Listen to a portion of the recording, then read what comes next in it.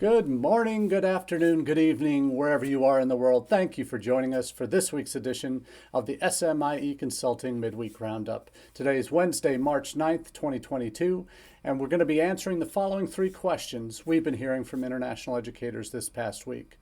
First up, what is the U.S. doing for Ukrainians here currently?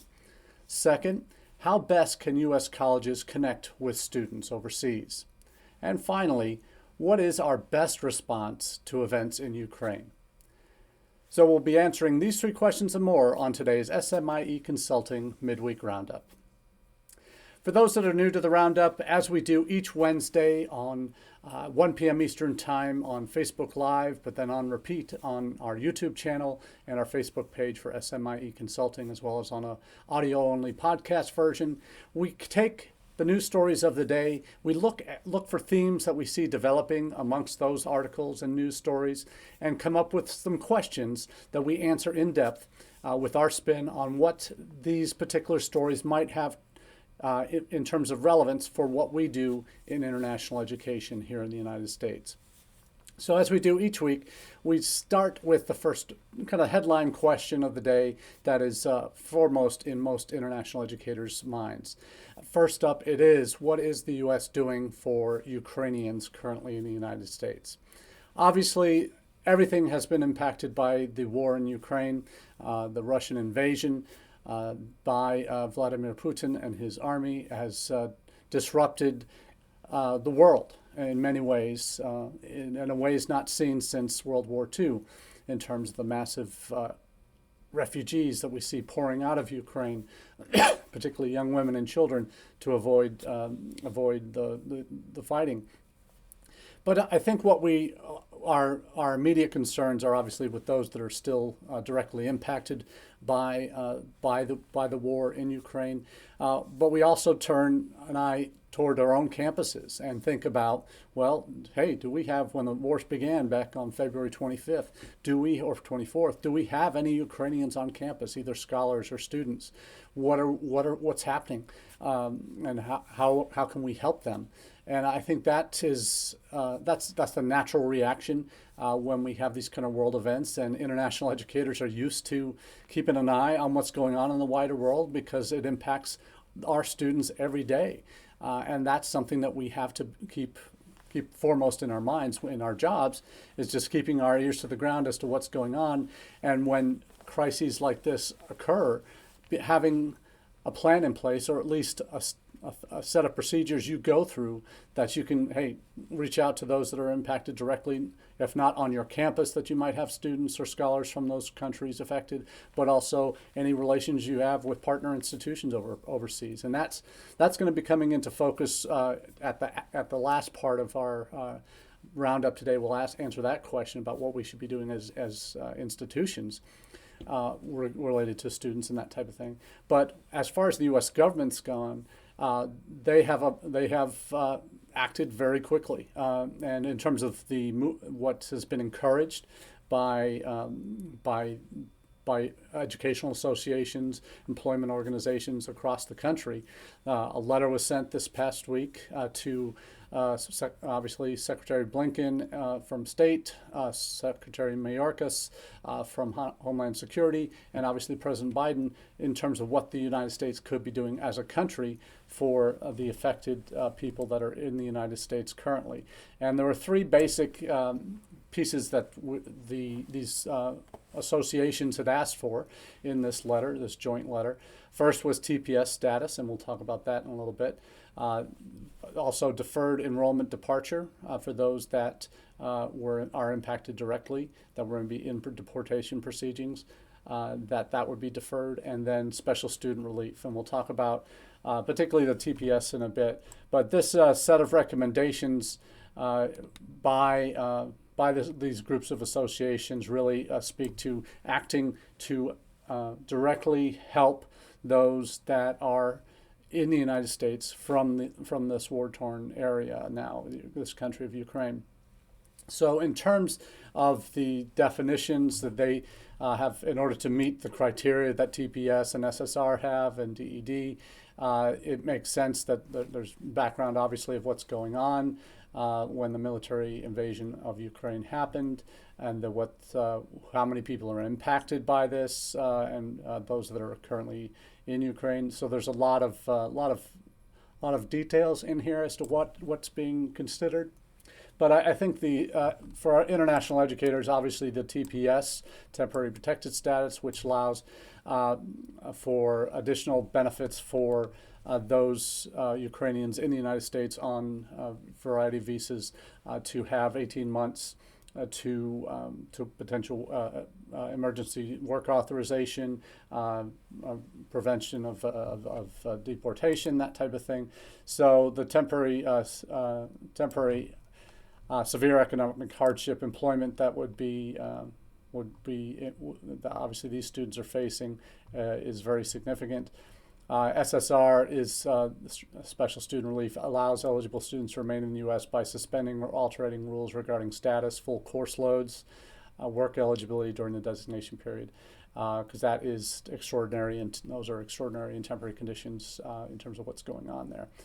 So that TPS and SSR are ones that certainly we feel as international educators that are most important to safeguard our students from long-term harm. Obviously, if their funding is all in Ukraine, some of that, and if any of their family provide that income, are affected by the armed incursion, by the invasion by the Russians, that obviously will have long-term consequences too. So the work permission, this has happened regularly for, and there's currently, I think, 8 or 9 countries around the world that have been granted TPS that are currently valid. This happened in Nepal after the earthquakes. Earthquakes there ravaged that country. A lot of countries right now, I think South Sudan, and Ethiopia are currently on that list because of civil wars that are affecting those countries. So this is something that is fairly regularly considered, and the government has acted quickly, because that's part of the rationale for basically the same time that letter went up. You see Secretary Mayorkas designated Ukraine for temporary status for 18 months. The SSR isn't covered in this, but we hope that gets added soon. But in terms of protecting students against having to be full-time, and obviously employment, well, potentially needing to work additional hours, allowing emergency work authorization off campus, that type of thing. So that is something that will certainly help protect them in the process. They can apply for employment authorization documents to work now. So that's certainly something that's moving forward with TPS status. So that's encouraging to see that.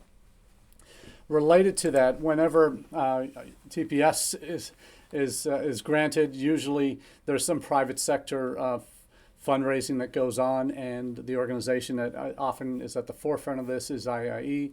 They have an emergency student fund that they set up regularly when these kind of war-torn countries or impacted regions, disasters, and all these other things. They are very much used to doing this. They have this emergency student fund, and that's since 2010 alone. This fund has issued over 2,000 grants, providing over $5 million in critical support to students from around the world.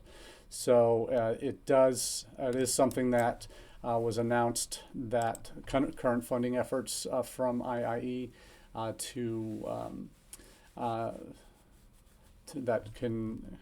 that are currently available. Afghanistan is part of that as well. We'll see what happens with what's happening in Ukraine. So that's something that the private sector is doing. It encourages institutions to nominate students who were impacted by the war in Ukraine, and international students who are impacted by what's happened in Afghanistan in the last year. So that is certainly something that I'm encouraged to see. Obviously, individual institutions often reach out in cases like this to those students and hopefully provide that in-person care that they need at the moment more directly. But the TPS and the emergency funding that's available privately through IIE is encouraging to see, and always applaud them for their efforts getting into the fight to help protect those that are being at most risk from what's happening that are here in the United States that are impacted by world events. So that's the first question out of the way, and we'll move on to question number 2. How best can U.S. colleges connect with students? And this is a little bit out of kilter. Obviously, the war is impacting and consuming a lot of our attention in terms of what we're watching, what we're reading about, what we're dealing with on campus in terms of fallout, particularly if you have large concentrations of Ukrainians that are directly impacted, but also potentially Russian students that might be seen as Putin supporters, even though I haven't heard that yet, much like we had with the breakout of COVID-19 and how Asians were targeted because they're seen as the source of the flu to begin with, go home and that type of thing. So that obviously that xenophobia, that racism that permeates every so often. There may be circumstances where something like that happens, unfortunately, with Russian students that are seen as the enemy now. Certainly, we'll talk more about this in our next question about institutional responses when it comes to Russia. But we'll talk about here, and I want to focus on this issue because it's one that always needs a friendly reminder as to how important the international student journey is and how it evolves over time and how needs of initial prospects are vastly different from those that are making their final decision where to enroll, to those that are on campus, to those that are going to be graduating soon, to those that are 10 years out in alumni status. So service to students does not stop when they get to campus. In fact, that's when it gets even more intensive. It shifts gears completely. And services to graduates, soon-to-be graduates and recent graduates and alumni. There are different levels of service that they will need. It's an evolving journey. And what I've liked with the team at INTED, they've done a series coming out of AIEA. They began tracing the international student journey and with a look at what might help or hinder your relationship with prospects along the way. And they focused on engaging content and great follow-up. And that's an important part of any successful communication and journey you want to take students through, is that engaging them and following up correctly and appropriately at all times. That is something that is key. But there's also the piece that's when it comes to marketing to students. We focus on information we want to give them, but we also need to think and really be tempered in how we present it, is how we are dealing with getting the prospect the information they need to give you, and so that's something that you have to put into your processes, that you're collecting information and when you're putting together ads or ComFlow messaging, is what that call to action is in each of those, directing them to your channels, to your website, to landing pages for events, whatever it might be. So what they focus on in this part 2 of this journey, international student journey, which they call the long and winding road, and I certainly agree with that completely. But they talk about three key approaches that institutions need to provide easy access to staff and students.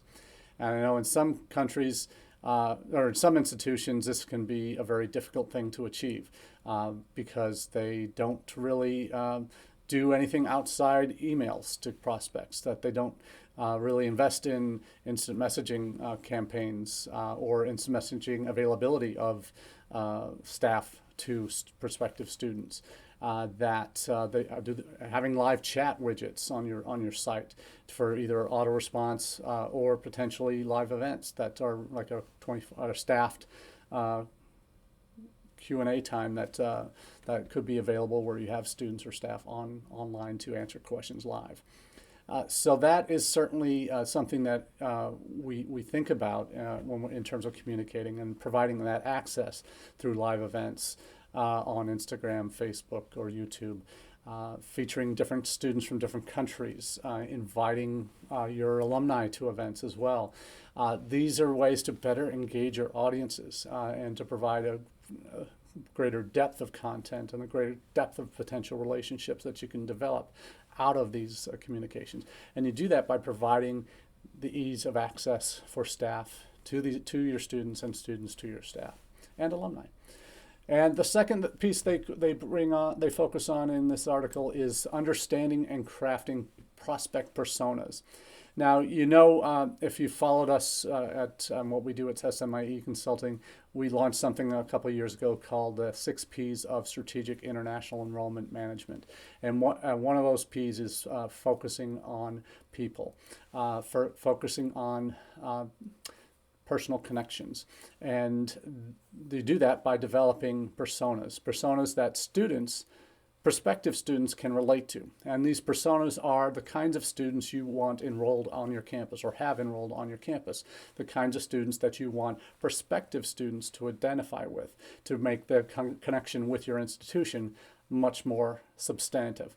So when you do that, and you need to understand, obviously, what your current students are made of and what their commonalities are and what their kind of personalities, traits that you want to be emphasizing to future students. The personas help get everybody on the same page in terms of what the target audience is and keeping your approach consistent. And when you speak with your current students or alumni, why they chose your school, you find out what they were, the for lack of a better word, the hurdles they were willing to overcome, that they're willing to go through to get to you, because we all know how complicated we sometimes make our admissions processes in the United States at different colleges and universities. But you think about getting at those motivations, and then as a result of understanding motivations across your currently enrolled students, you better identify what they wanted to hear when they were prospective students, that what of your message as an institution really appealed to them, that says, hey, yes, that's the place that I want to be because of X, Y, or Z.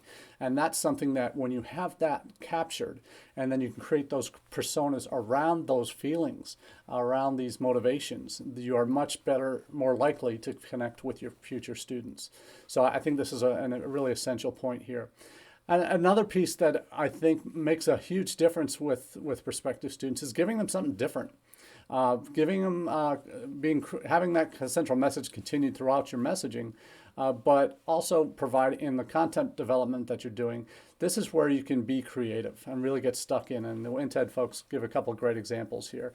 So and they ask the question, what would a prospective engineering major from Mumbai find exciting? What might spark a reaction? This is from the article directly. What might spark a reaction from that hardworking junior executive in Sao Paulo?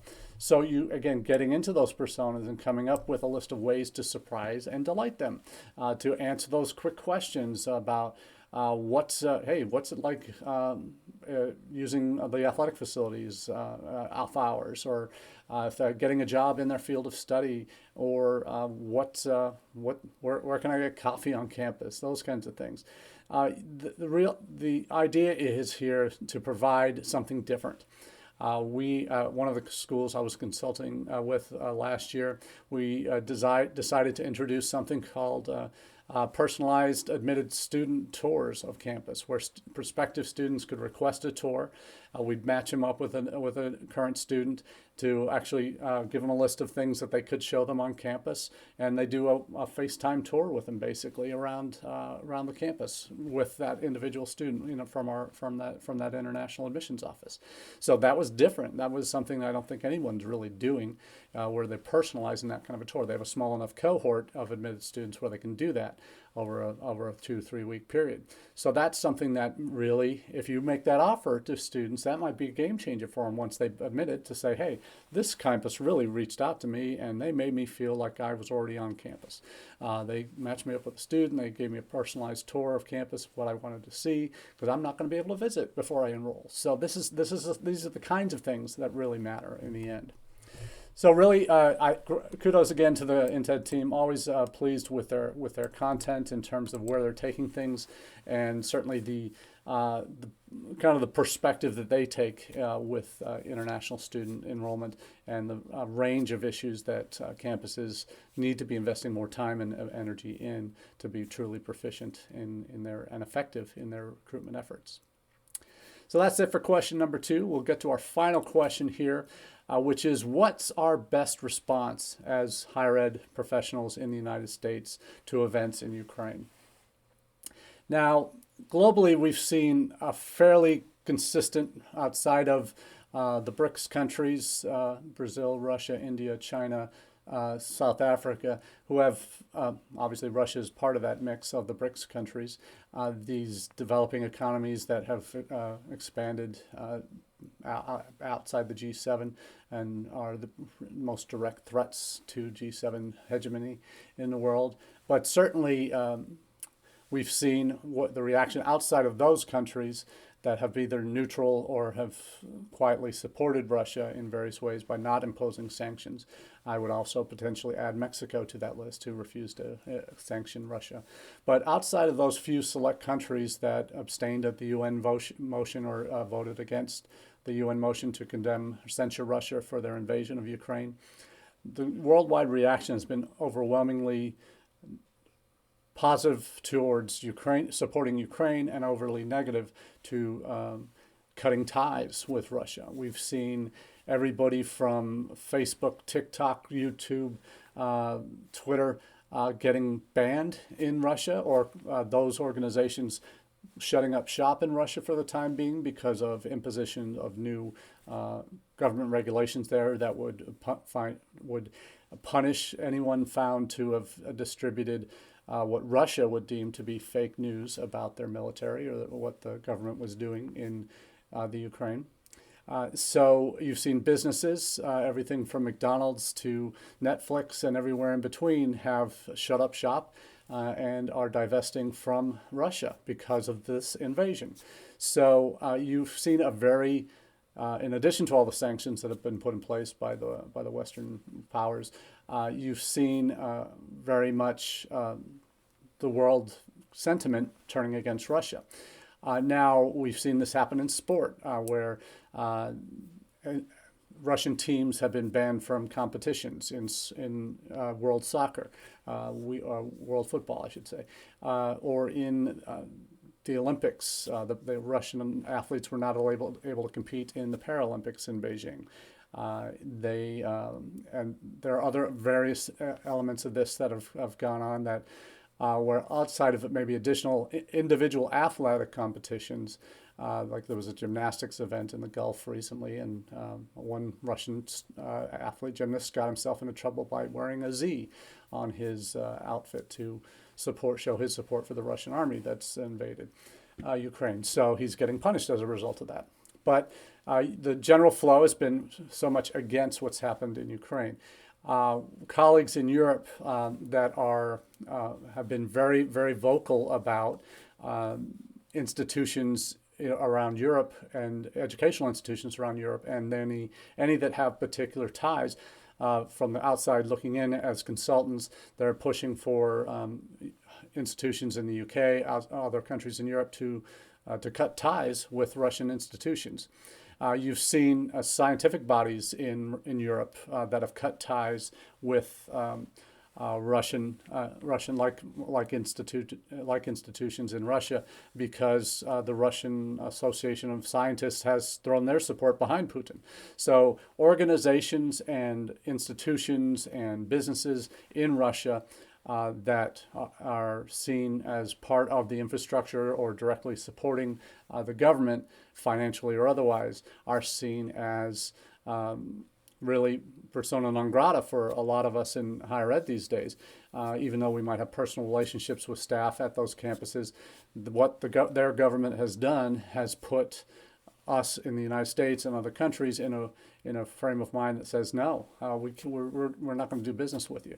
And kudos to MIT, who day after the invasion began, MIT, which had been instrumental in getting Skolkovo Institute of Science and Technology, which they call Skoltech, off the ground a few years ago. That relationship has come to an end as of that day. So they were very decisive within a day of the war starting. They've cut ties.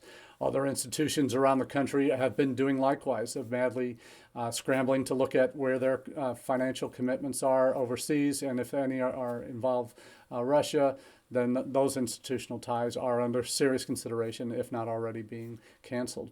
So a lot of institutions are following MIT's lead in that regard, I think, and you'll see more of a groundswell toward that for those that have existing relationships with institutions in Russia. So it's really at a time where I think, unlike any that we've seen, where a nation's leader has basically plunged his country into near economic collapse because of his historical illusions about, delusions about Ukraine always being a part of Russia. Anyone who knows their history, yes, there have been periods when Russia has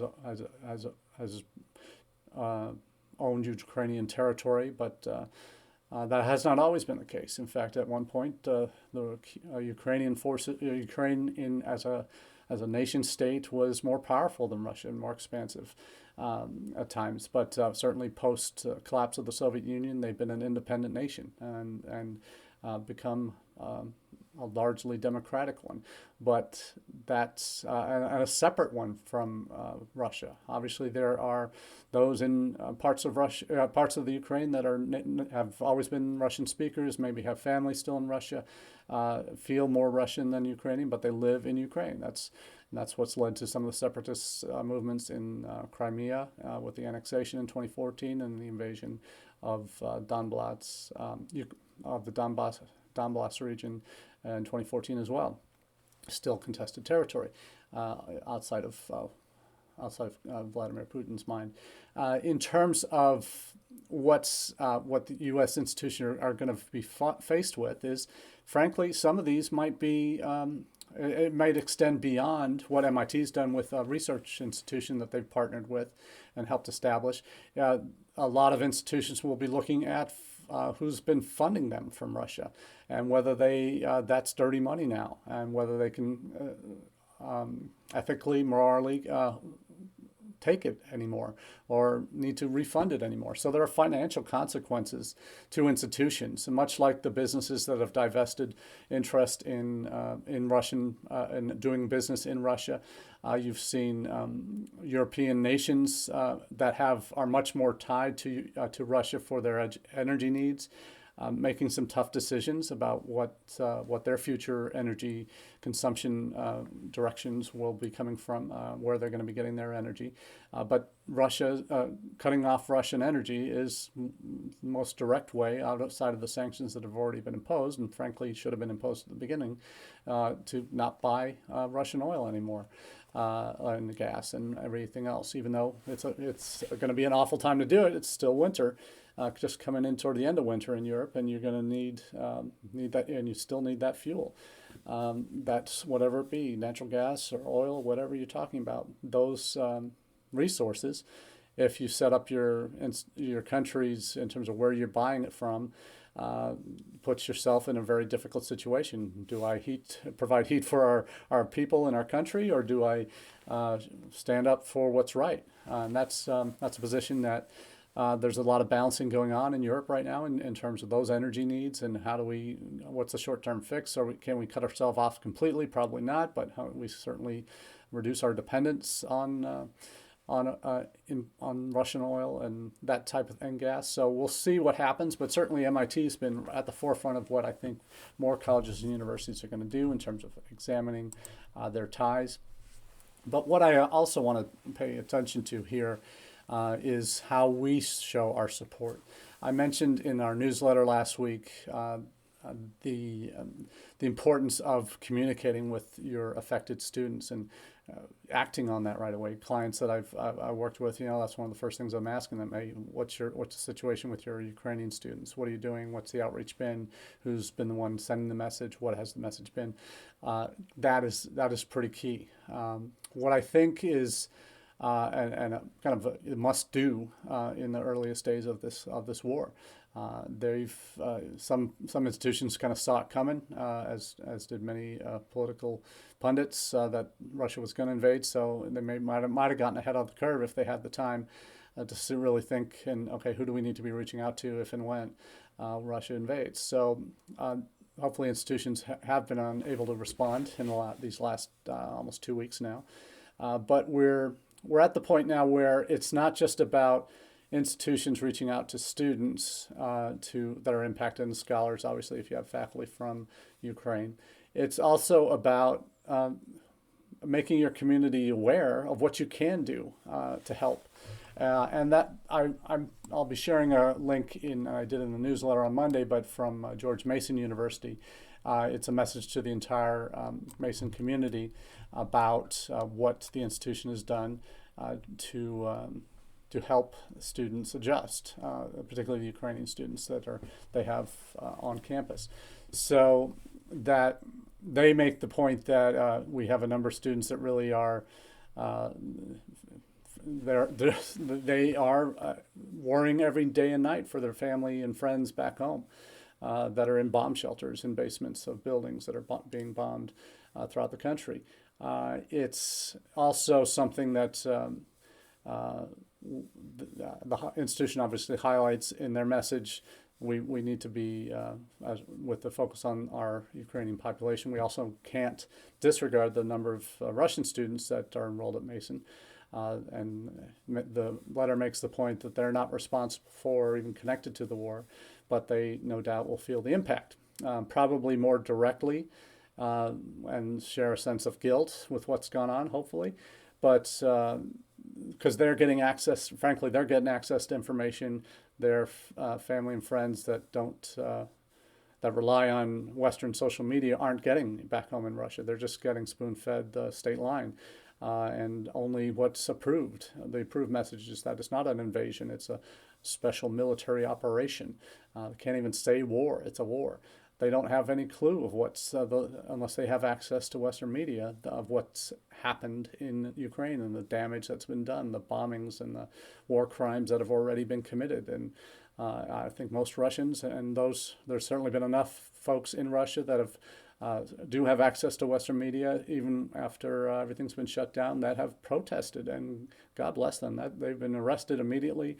There's been thousands arrested in the last 2 weeks, and you're going to see more of that. But you know that the Russians that are in the United States now, they're probably trying to keep their heads down and not advertise that they're Russian right at this point, because they're going to probably feel like they have a target on their back and be abused for it. So it's really sad that exists, and it's the kind of not the logical extension of cancel culture, but that's Russians fall into that mix nowadays. But cancel culture is a whole different conversation, and much of it there's some ethical questions involved there as well. But certainly, in light of what the nature of the world is right now, in terms of how we regard others, and particularly those that are seen as less than, maybe Russians are seen that way now on campus, and because they do have access to the information that folks back home probably don't. And if they have folks back home that they're having these kind of conversations with, they might be really surprised at what their folks back home are not seeing, or not hearing, or not believing. And that's they're going to feel isolated as well. So it's important. They're going to feel it, and campus needs to be ready for them as well. That's an important piece, because there's emotional trauma that they're dealing with, financial emergencies, the Ukrainian students obviously, personal fears of safety, and we certainly just touched on that a little bit, because that's going to be an issue, and really an uncertainty that they have no idea what's coming next. So it's important that institutions kind of take that kind of approach to it, because we see this is a time when institutions can really show leadership, or they can kind of get sucked along with the rest of the crowd. And I think that's something we do want to pay attention to. And I'll finish just quickly with a quick note on your Ukrainian students that are international students in Ukraine. There's over 76,000 there. We heard the story last week of an Indian student in Kharkiv that was killed when he was going out looking for food for friends that were back hiding. We've seen reports of Nigerian students, which are one of the largest groups in international student groups in Ukraine, having issues at the border, not being able to get through in a timely manner, and that's obviously very sad to see that, and the impact, obviously, these international students that are trapped there who don't have those ties, that their universities have been closed or bombed, that they're having to flee. It's one of the worst things you can imagine, that you've come to a new country for an education and then you're forced to leave. So I'm not sure on the U.S. study abroad side how many U.S. students might have been in Ukraine, but I'm sure that's another issue campuses have been dealing with if they have students on study abroad programs, but hopefully not too many.